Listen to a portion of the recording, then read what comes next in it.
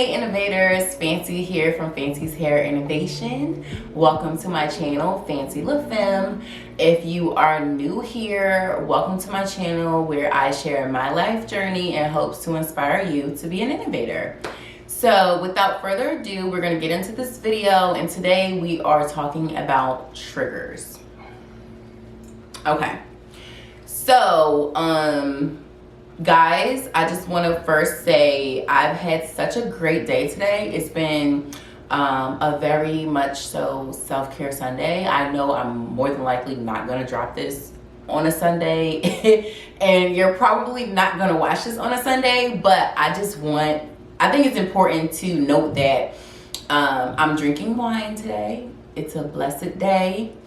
I have done my self-care for today. I did my workout. I went and got my nails done, pedicures, the whole nine.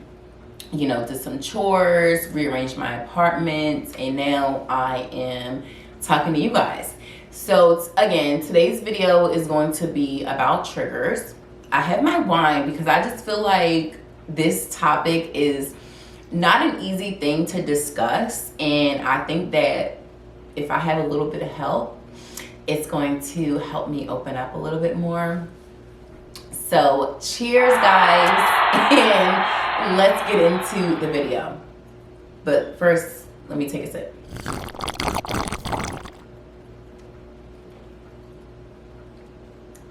So, triggers. I think that I wanted to share this because triggers or being triggered is something that is a topic that has been shared, talked about a lot, especially on social media, where people are like, oh, I'm triggered, you know, or don't trigger me. Even Jenny Aiko has had a song about being triggered. So it's something that's very real, something that we all deal with. I think that it's just on acknowledging that we all get triggered, and how do we work through our triggers versus just ignoring them or trying to avoid them.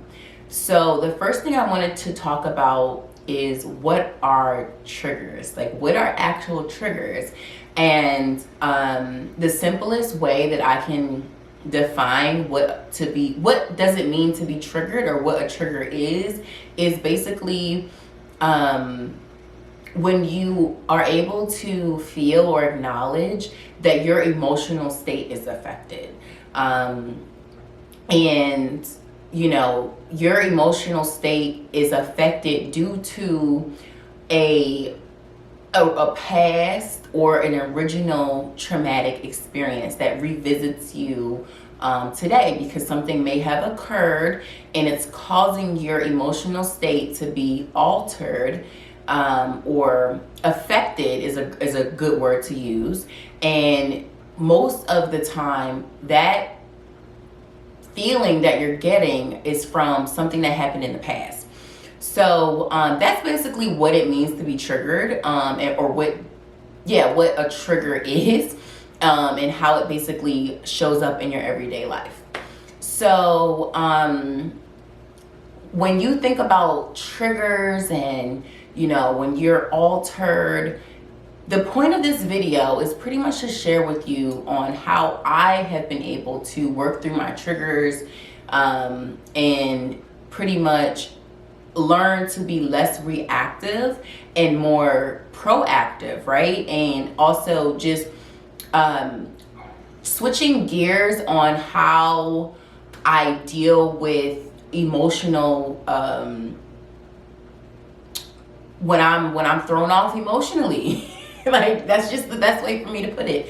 So what to do when you're triggered, at least what I do when I'm triggered. So I think the first thing is acknowledging that a trigger is happening.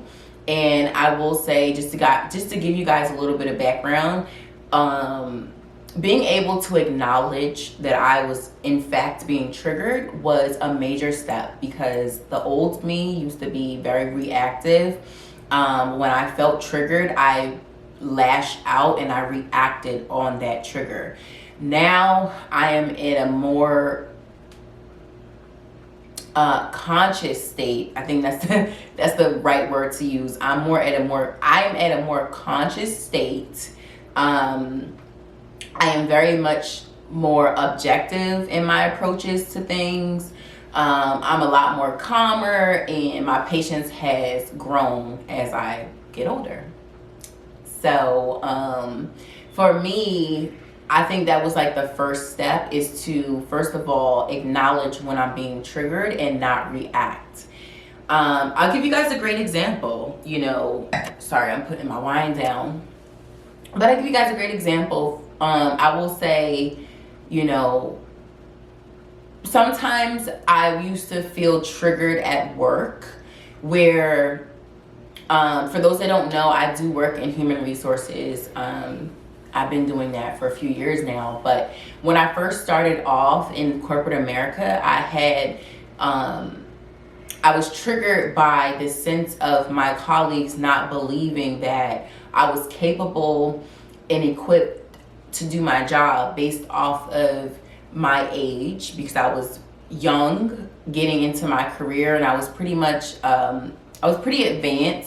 going to get my master's pretty young, and like starting off in the working field very young.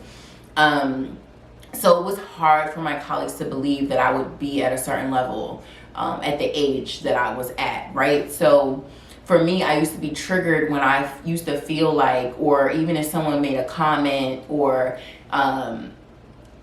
even my manager would say, well, you're not ready for that, or, I don't think you're prepared for that yet. So that used to trigger me, like, oh my God, like these people don't think that I'm capable of doing my job. So I used to be triggered by those things. I would be triggered in certain meetings. If somebody made a comment and I just felt like they didn't have faith in me and they didn't believe in me as much as I believed in me, like that would trigger me.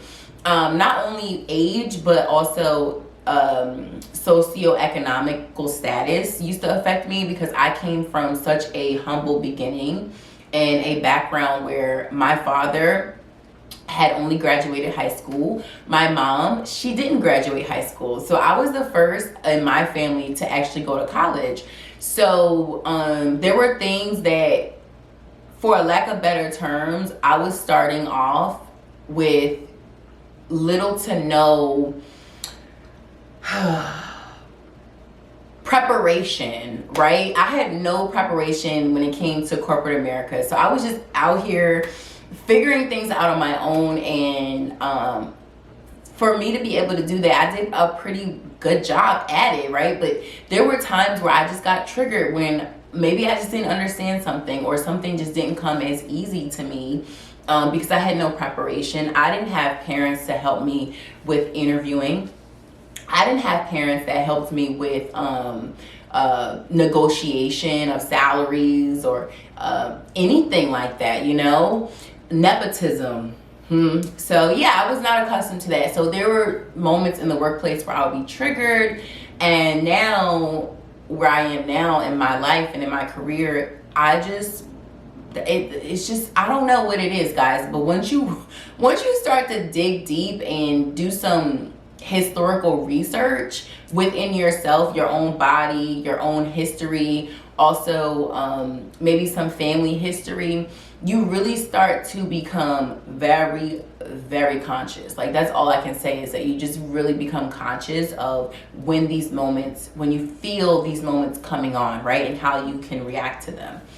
I will say another thing besides acknowledgement, and to piggyback off of the historical piece, when it came to being triggered emotionally, especially when it came to my relationships, a big help to me overcoming and being better at managing my triggers is going back in history, sitting down, talking to my mom, sitting down, talking to my dad, even having conversations with my grandparents were just like so helpful in understanding how these things trickle down on how historically we've been handling certain situations and how it's not okay.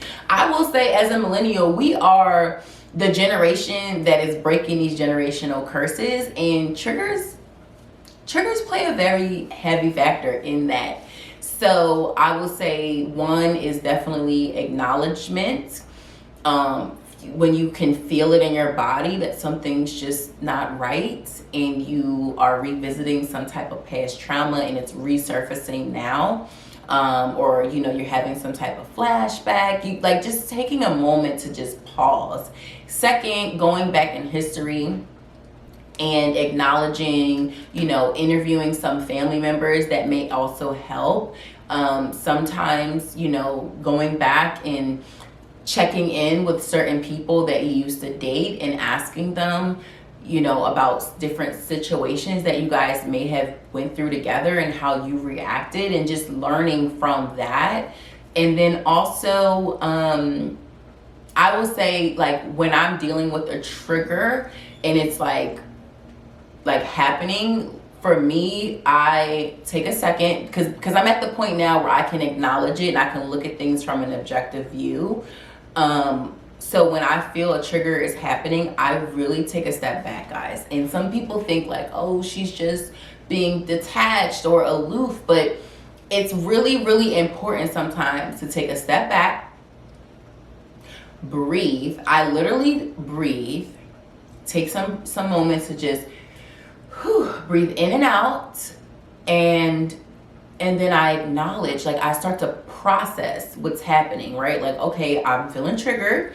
Let me not respond right now. Let me not do what I would normally do when I was triggered. Let's do something else. Let's just take a second. Let's leave it alone. Let's think about it. Let's let it flow, right? Flow. Let it flow. I can't say it enough. Let it flow. And then when you feel like you are up to it, then you can respond. So another thing I will say, another example of how I get triggered besides work is I get triggered by people who show or demonstrate unreliability and abandonment. So those are two major factors when it comes to, this is outside of work, where it's more like friendships, relationships, where I'm triggered emotionally. So for example, the unreliability piece for me, that stems from childhood, where I can smile about it now, right? But as a kid, oh my God, I don't know why. Okay, sorry guys. Continue on. So unreliability, for me, as a child, I remember there were moments where my parents, most of the time my dad, he would make promises that he couldn't keep, and he would say things like, we're going to do this, or I'm going to remember to do this for you or take you here. And as a kid, if anybody watching my channel has kids, or if you remember being a kid, you remember kids don't forget anything. They don't forget anything. Kids, they are your memory bank because they don't forget. They never forget. So there were moments where I just, as a little child, I remember my dad would say things and like, he wouldn't fall through with them, or sometimes I remember I had a piggy bank, and my piggy bank, he would go in there and take like a couple dollars or whatever. Like, I don't have no cash on me. I'm just going here and take your money and probably go buy cigarettes or something. I don't know. But he's like, I'm gonna pay you back. And there were times where he would pay me back plus interest, and then there were times where he would not. So during those times where he would not, that unreliability, I used to hold on to that, and parents don't realize how that affects people down the line years later. So, that was that more so for my dad. And then my mom, her unreliability played more of effect on me when I was in my adolescence, teenage years. Like, she wouldn't show up for certain things after she would say she would. And, there were times where if she were to show up or come with me to certain events for school or something like that, it was always like, it was it was like pulling teeth. Like she didn't even want to be there. So it was basically like she wasn't there, or she just wouldn't hold up her end of the bargain on certain things and kind of like take it back and act like she didn't say these things or whatever. I don't know, but I know that that's something that affects me, right? So going forward, in certain relationships, when somebody would say, oh, I'm gonna call you back, and then they don't call me back, like I'll be like, yo, you said you was gonna, like, I wouldn't say it to them because I know that internally this is something that I'm dealing with. Like, oh, this person said they would call me back and they didn't call me back. So just as an example for the unreliability piece. And then as far as the abandonment goes, like I definitely suffered abandonment issues when I was young, and my mom and dad got into a divorce. So the abandonment was more so like on my mom's behalf. Honestly, somewhat on my dad too, but physically on my mom, emotionally on my dad.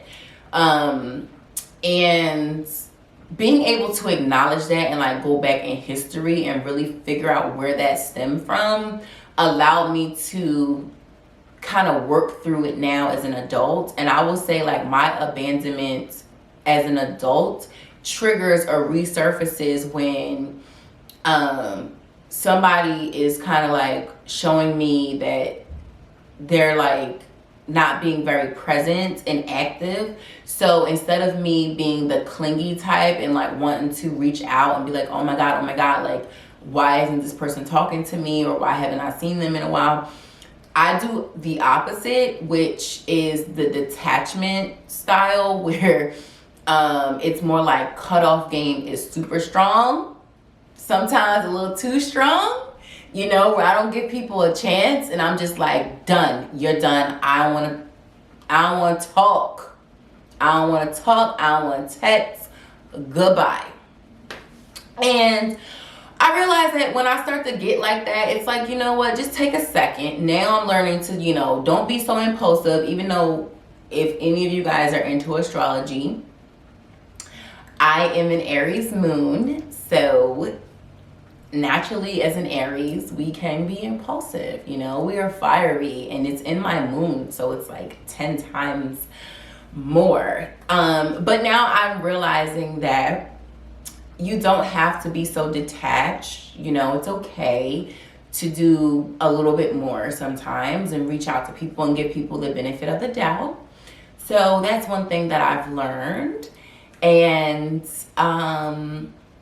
yeah, so I think that's pretty much it, you guys, for triggers. I am still to this day working through them, but for the very least, I can say that I've been able to, one, become more conscious, as we say, more aware, more objective, not take things so personally. I can feel in my body when I'm being triggered. I can acknowledge it, and I don't have to react. You know, I'm no longer there in my life. And what are some ways in which you guys help yourselves when you are feeling triggered? You know, what are some mechanisms, some tips, some tools to help you get through your triggering and acknowledging them? Because I think that's the first step, is just to acknowledge that we all have triggers. We've all been traumatized by something. So comment down below with some of those things. And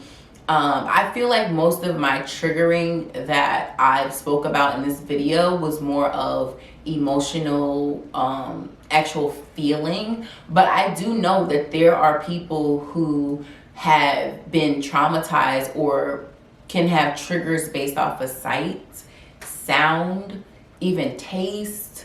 So even if, you know, those things may trigger you, like what are some ways, like share with me honestly, because I really am curious to learn and better myself in every way that I can.